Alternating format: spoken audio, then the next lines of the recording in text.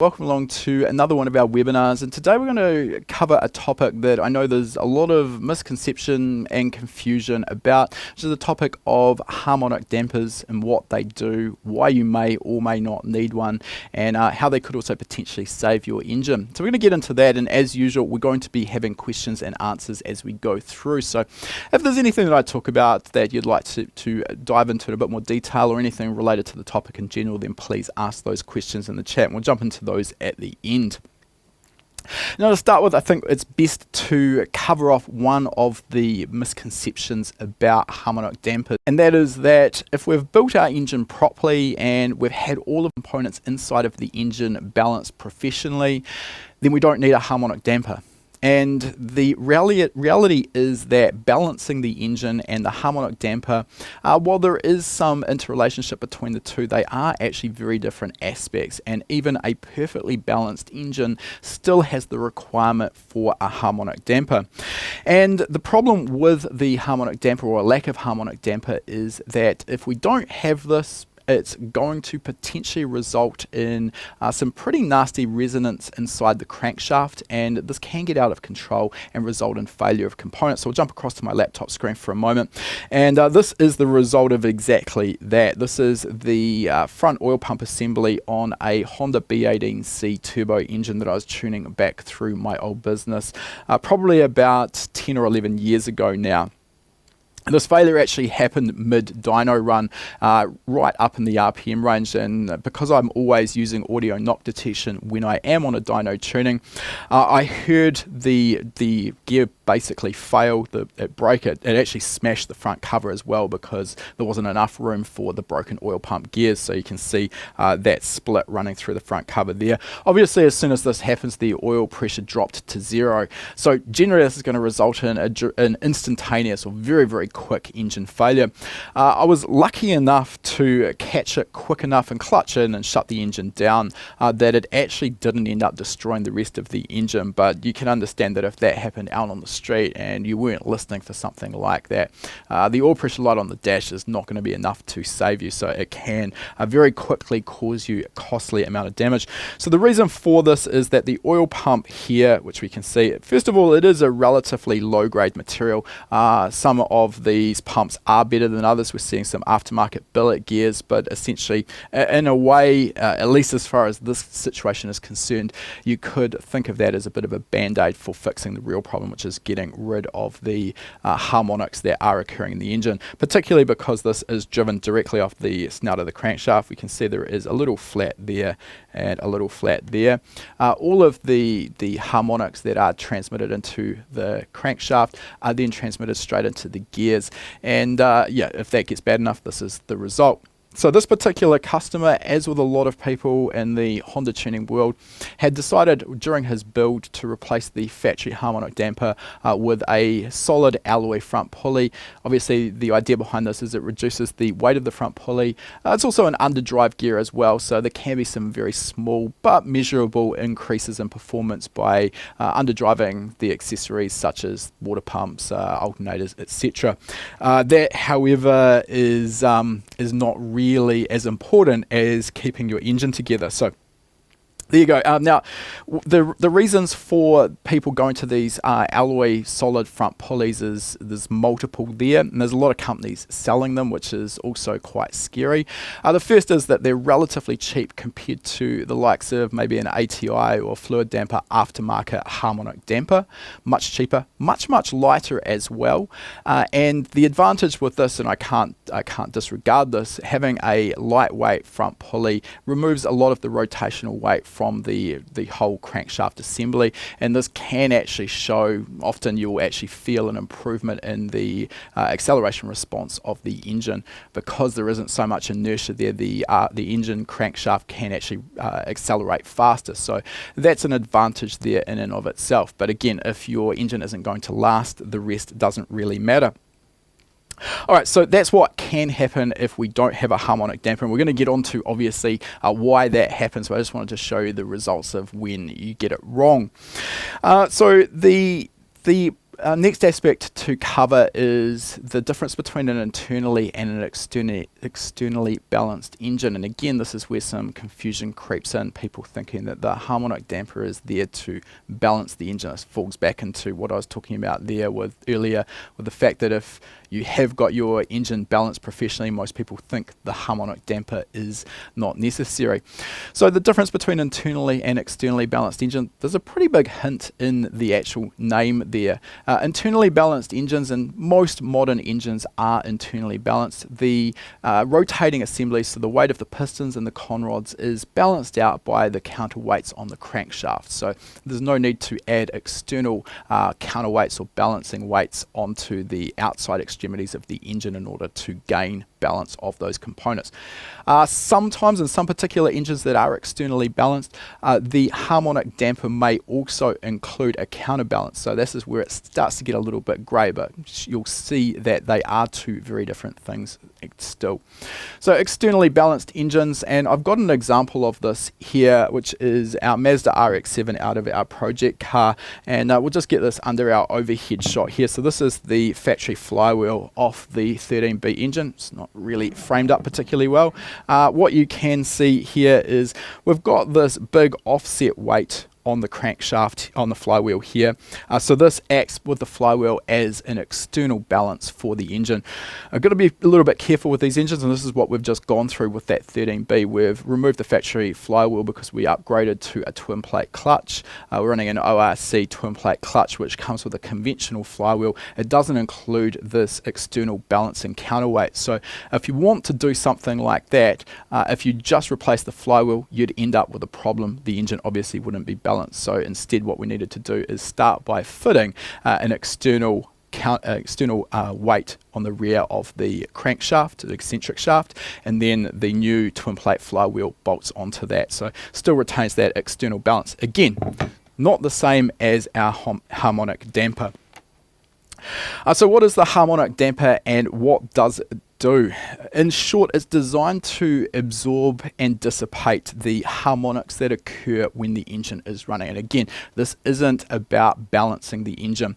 Even in a perfectly balanced engine, what we are going to find is that when a combustion cycle occurs, when we have the fuel and air mixture burning in one of the cylinders, obviously that creates a lot of force on the top of the piston, transferred down into the connecting rod and finally into the crankshaft. Of course, that's how the engine makes power and torque in the first place. Now what that does, however, is it actually creates a torsional twist in the crankshaft. So even though the crankshaft, when we've got one on our workbench, they seem incredibly rigid and incredibly stiff, the reality is when they are subjected to the massive forces that are a result of the combustion process, it will actually create a twist in the crankshaft.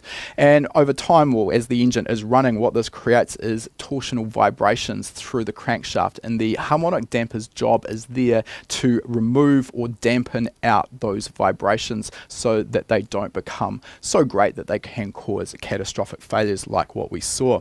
So a simple way of thinking about this is basically maybe the way a suspension system in a car works. So if we've got a damper and a spring, the damper is there to reduce the oscillations of the spring. So if we thought about a suspension system and we remove the damper out of the equation, it's normally most people can understand that if our car goes over a bump in the road, what's going to happen is that the car's going to continue to bounce because there's nothing to absorb the energy from the spring, and it's just going to keep bouncing for a very long amount of time. Exactly the same thing happens with the vibrations in the crankshaft.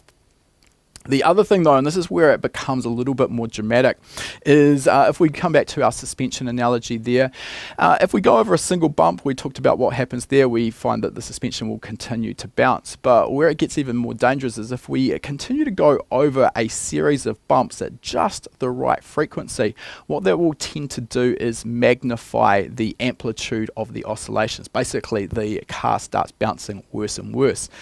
Exactly the same thing happens in our crankshaft if we haven't got a harmonic damper and we happen to be operating at just the right RPM.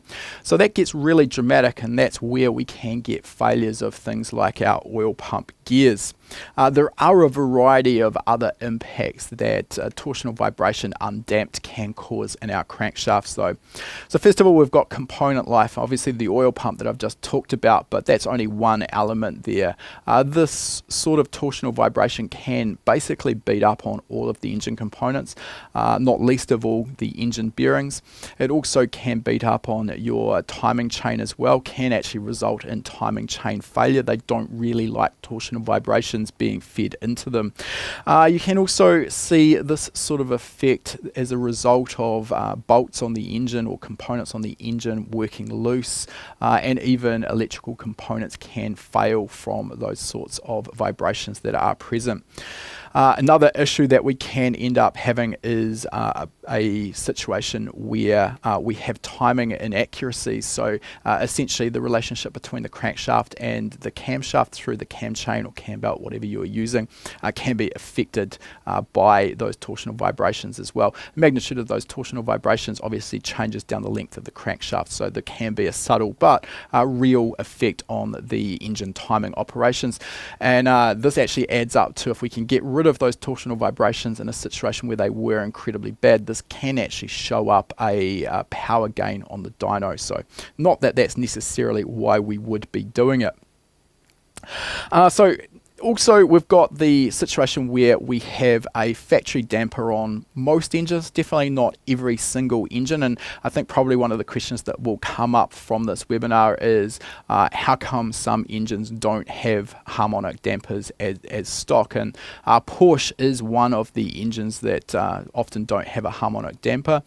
And those tend to work okay on the road. However, in some situations, there have been failures occurring in those same engines when they are used on a racetrack, and it comes down to the sort of RPM range that we are operating at, and it all comes down to trying to stay away from the RPM ranges that cause a resonant frequency. It's that resonant frequency that causes the large amplitude oscillations, which undamped again can quickly result in a failure. So if you are operating the crankshaft at an RPM where it is at a resonant frequency for a prolonged amount of time, that's where you can expect to see problems.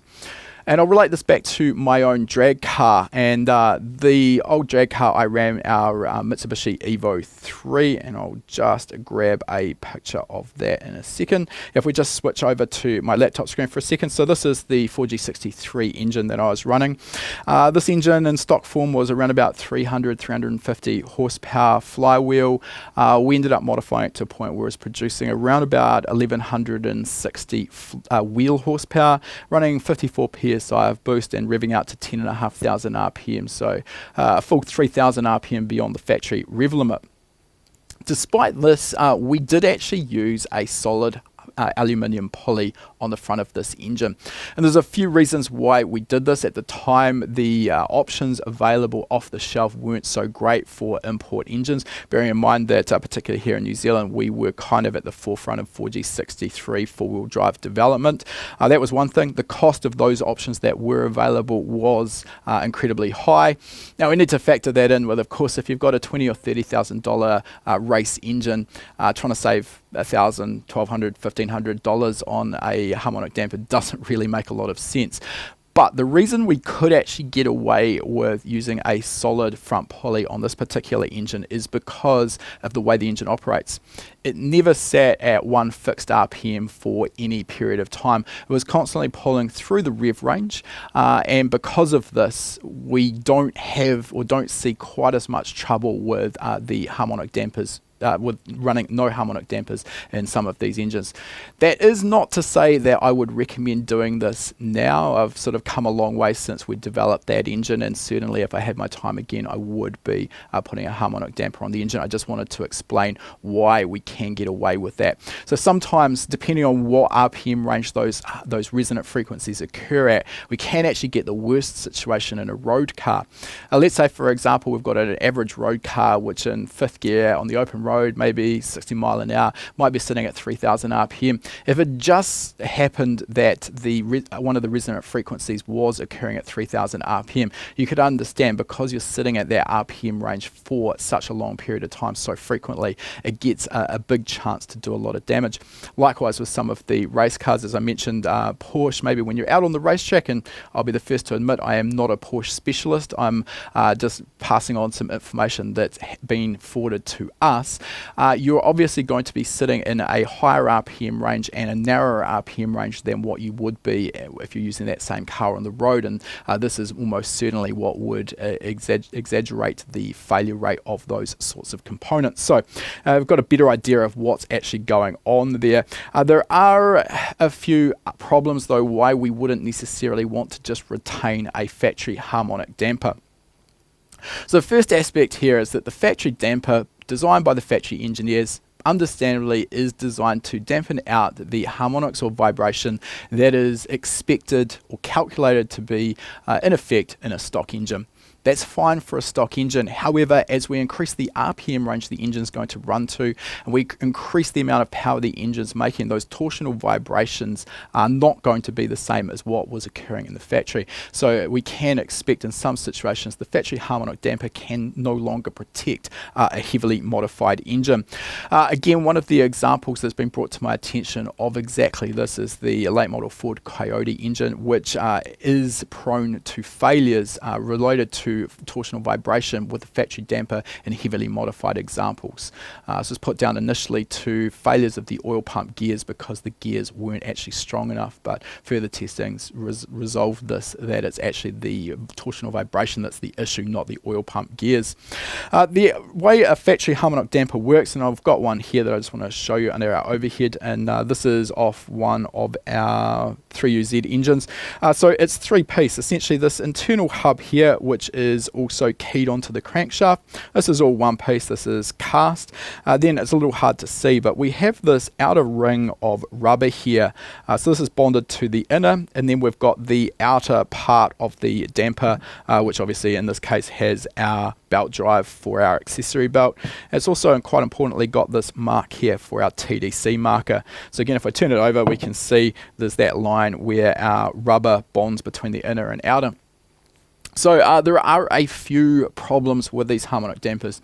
First of all, the rubber, just like a suspension bush, tends to deteriorate with age. So particularly if you've got a high mileage engine, you can find that the rubber actually can crack, can fail. In worst case scenarios, we can actually end up with that outer ring actually parting way with the center hub. So obviously this is a major concern for safety, and this is one of the reasons that a lot of racing classes, particularly common in drag racing, will not actually allow you to run in certain classes with a factory harmonic damper because of the chance of that damper failing and a part exiting the car and making it into the crowd. So this is why for a lot of those classes you will actually require an aftermarket damper or a solid pulley that is SFI rated. So that is a consideration there.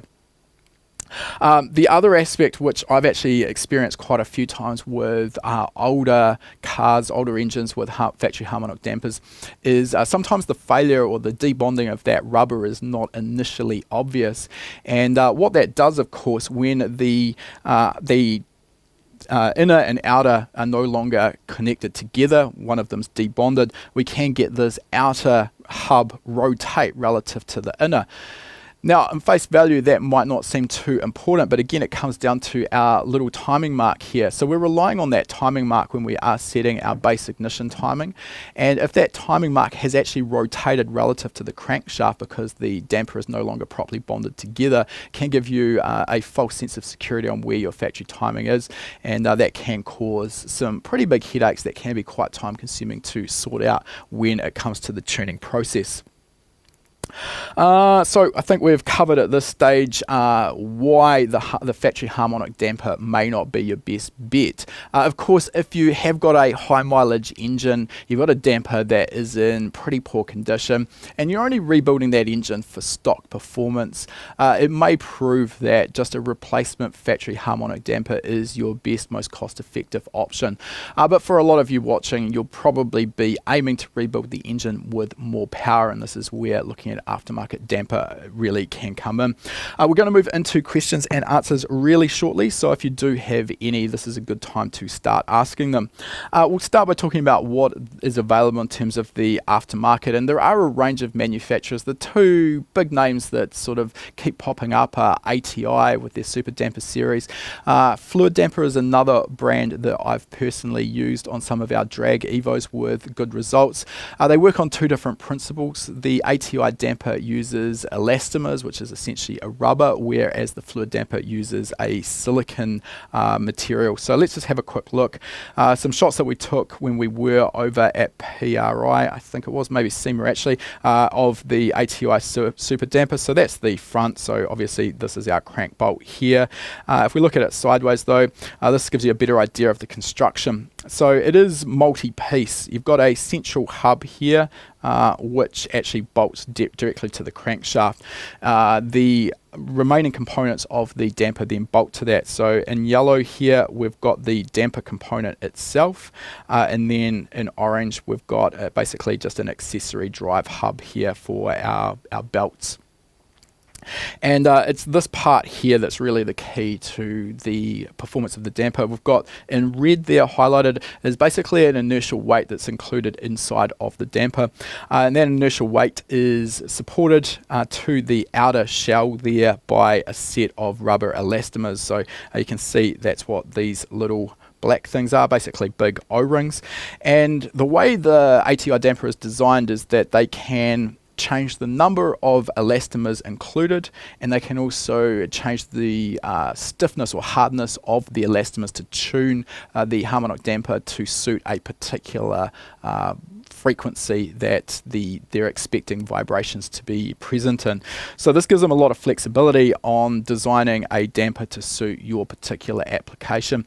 Now, a lot of this as well, most people aren't going to be doing anything too out of the ordinary. So let's say you want to take a Toyota 2JZ turbo engine and you want to build it to make 1,000 horsepower. Well, that recipe's been done probably 10, 20,000 times by now. It's not particularly unusual, and ATI know what's involved in that. And we'll be able to provide you a damper that's going to be suitable pretty much off the shelf.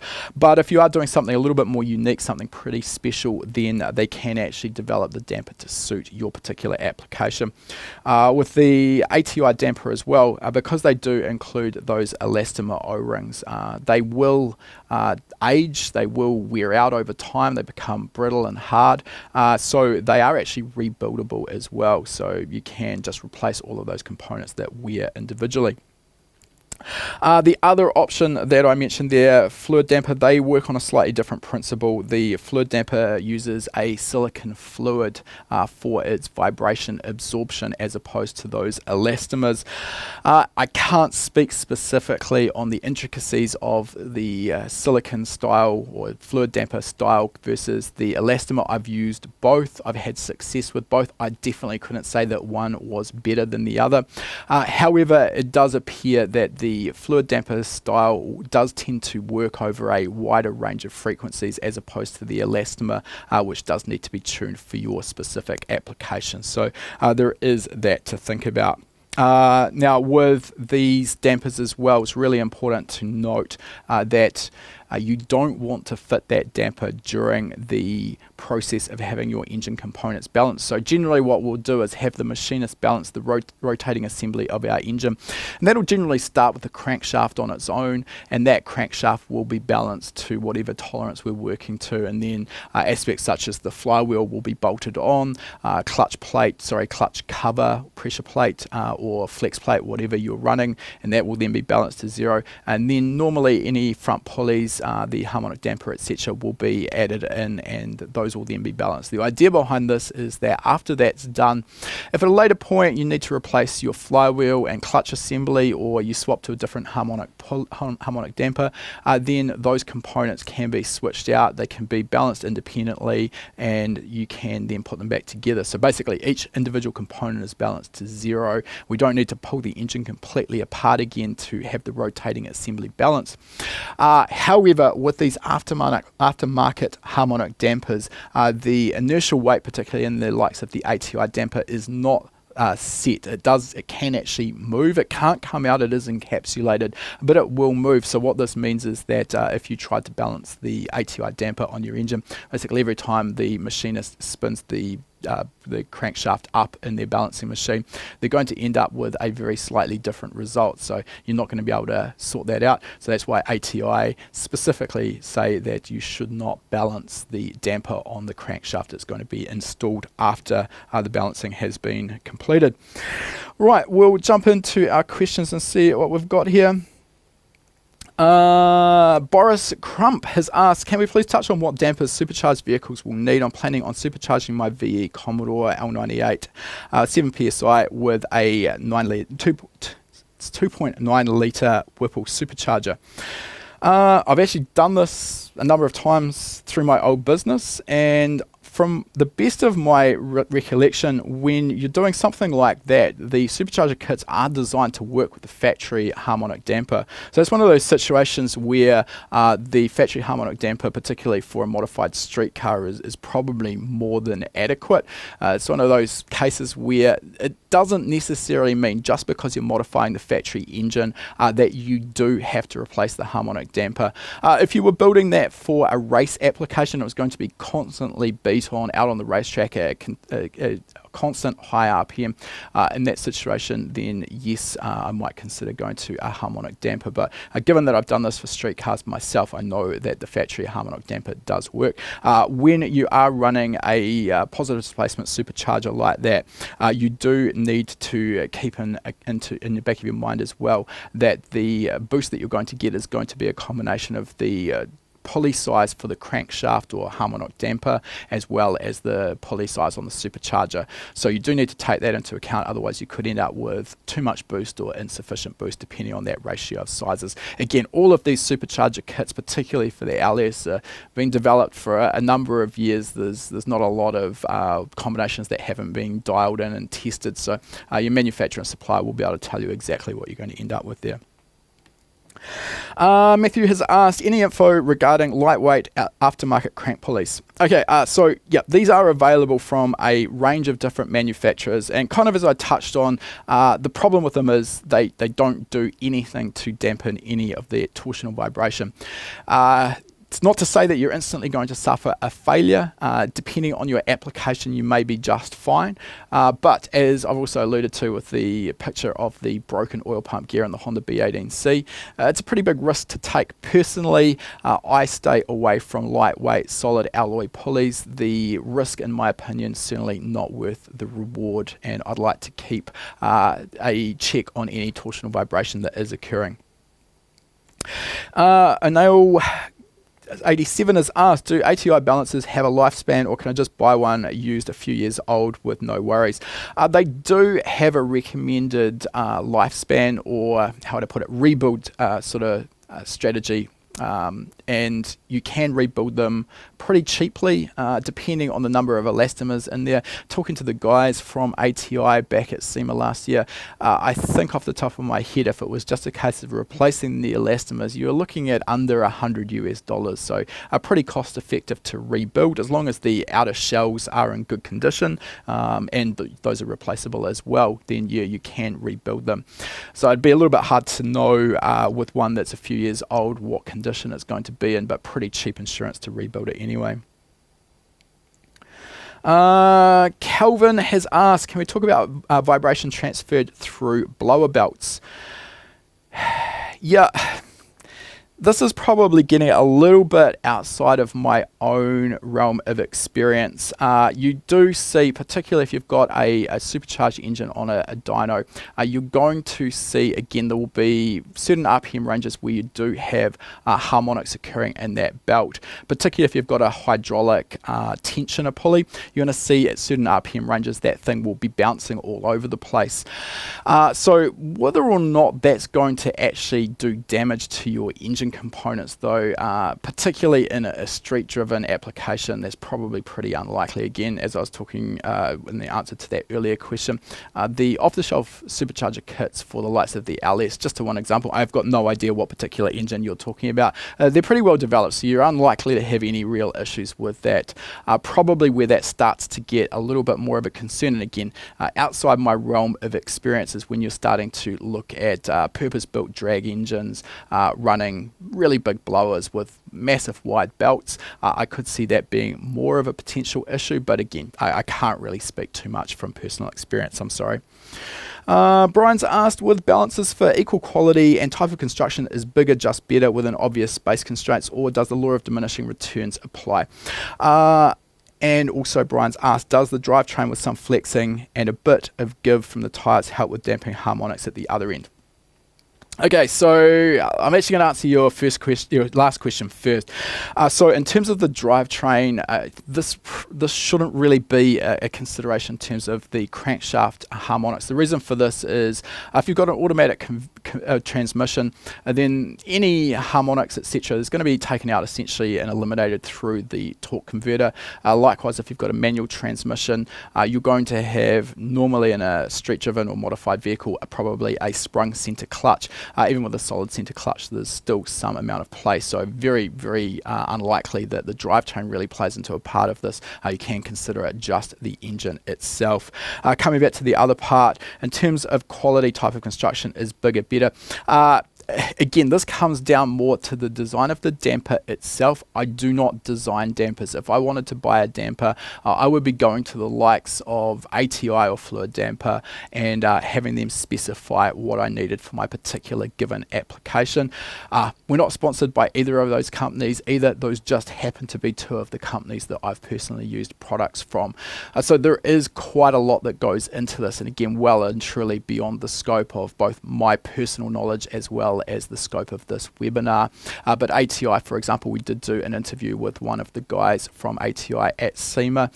They've got some torsional vibration testing equipment. They were installing a dyno as well for doing vibration testing in-house. So from their own back catalogue of knowledge, given that they've been doing this for decades now, plus being able to calculate measure what's happening with the design of a factory harmonic damper, they've got a pretty good indication of what needs to be done for a particular increase in power, increase in RPM, etc., and can design their damper to suit your application. So definitely not a case of bigger is better, it's a case of matching it to your application. CML has asked, do aftermarket vendors such as ATI publish an estimate of the rubber liner lifetime?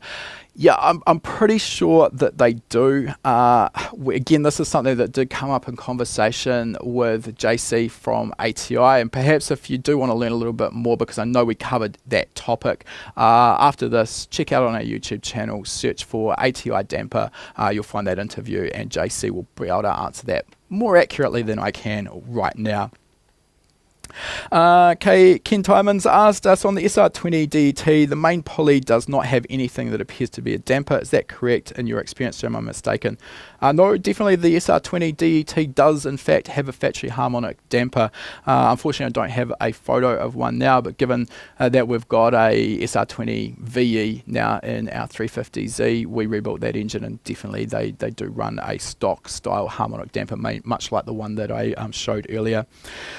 Manatel Blacks asks, can you discuss the benefits or drawbacks of a fluid damper versus a rubber elastomer damper? So again, I've used both. I could not pick an advantage between one or the other. Both in my own personal experience have worked perfectly. This could come back down to considering the cost of one versus the other. I couldn't actually tell you right now which is more expensive. As I mentioned in the webinar itself, my personal understanding talking to the likes of ATI and Fluidampr is that the elastomer style damper that ATI use has to be tuned for a relatively specific frequency range, whereas the silicon fluid in the Fluidampr style works over a wider frequency range, so it doesn't require tuning as such.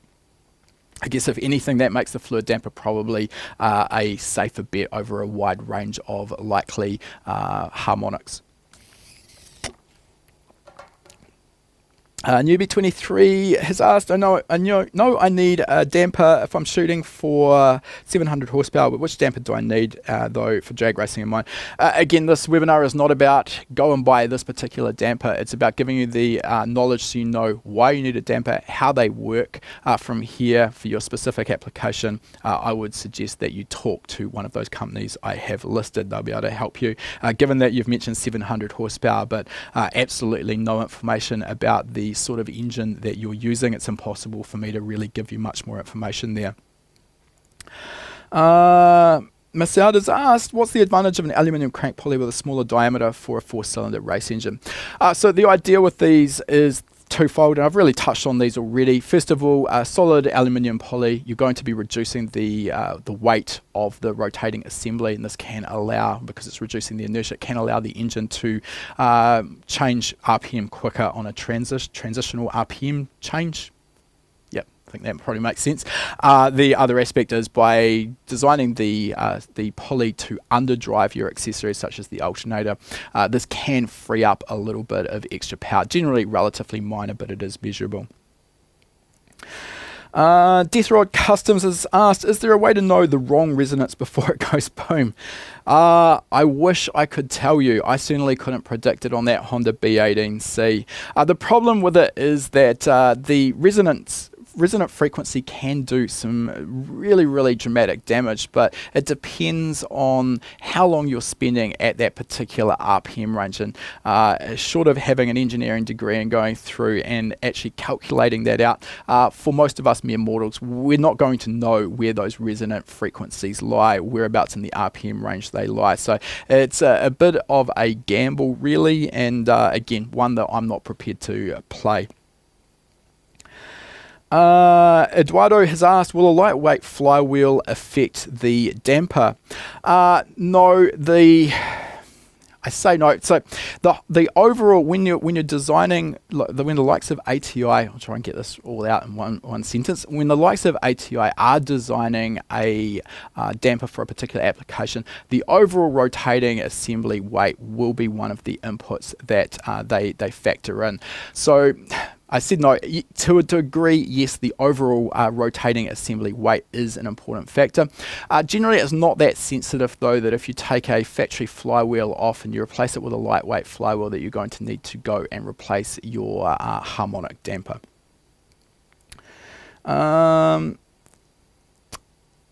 Vitesse Motorsports asks, is there a way to find any dangerous vibrations so I can take a decision? Okay, sort of pretty much getting the same questions. Answer there I've already given. Pyam Jody has asked, can you use lightweight alloy pulleys for accessories like power steering, water pump, etc.?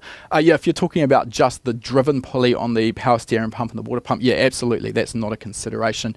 It's only the crankshaft pulley that we're really worried about. Ken has asked, would you recommend changing the stock damper over 400 horsepower on an SR20? From my own personal experience, no. We've run many SR20 turbo engines beyond 400 horsepower at the wheels with no problems with the factory harmonic damper. So it's not a necessity, obviously assuming that your factory damper is in good condition and you aren't in one of those classes where you are restricted to an SFI damper. Scott has asked, at what level of modification do you suggest looking beyond the stock damper? Or harmonic balancer? That's actually a good question, Scott. And I mean, the answer here is probably going to depend on the specific engine and the usage. So for a street car, if I was looking at getting up towards maybe just under 2 times the factory power. So I'm just using my 4G63 experience here as a bit of a guide. So factory 300 horsepower engine, probably not quite 2 times. If I was pushing much above about 500 horsepower, or I was wanting to extend the RPM much beyond about 500 RPM above stock, that's about the point that a harmonic damper might make a lot of sense. But it is going to be very much dependent on the specifics of your engine that you are dealing with. There are a lot of things, I hope you can understand, that go into this, and the specific power level is just one of those elements. Next question, my engine is at stock power but switched to a fluid-based damper. Any negatives in doing this? Only negative really to your bank account there. Yeah, definitely no negatives in terms of engine performance, and if anything going to be a lot more reliable than stock. Obviously at stock power level, definitely not an essential though.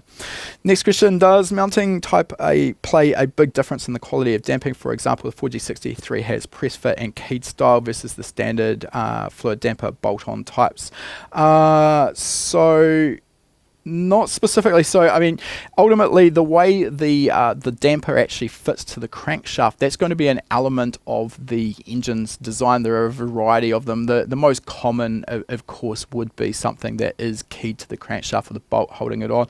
Often the aftermarket pulleys, like the ATI, which we looked at, they'll include a central hub, which basically replicates the factory style. So the keyway, the interference fit to the crankshaft, etc. And then they will have a bolt pattern where the outer hub bolts together, and this is more to do with the fact that the ATI damper is something that's rebuildable.